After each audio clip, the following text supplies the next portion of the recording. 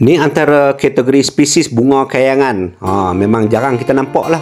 Hai, Assalamualaikum warahmatullahi wabarakatuh. Alhamdulillah. InsyaAllah kali ini kita akan memperkenalkan beberapa spesies bunga kayangan kerana harganya mampu mencecah sehingga ke RM300 sepokok.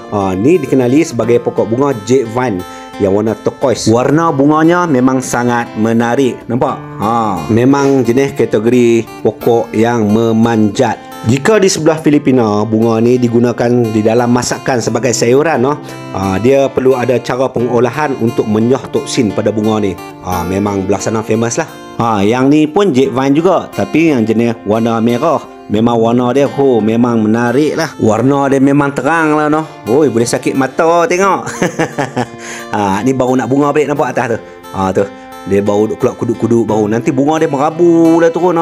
Sebab dia kata kayangan ni, sebab kita kena buat pergola pun tinggi, nampak tu.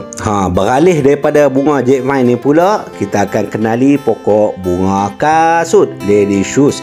Bunga kasut Jepun pun orang panggil juga. Nampak bunga dia tu, jenis bergantung juga. Nampak? Lawa ni. Okeylah, sekadar tu dulu. Harap bermanfaat. Terima kasih banyak. Assalamualaikum warahmatullahi wabarakatuh.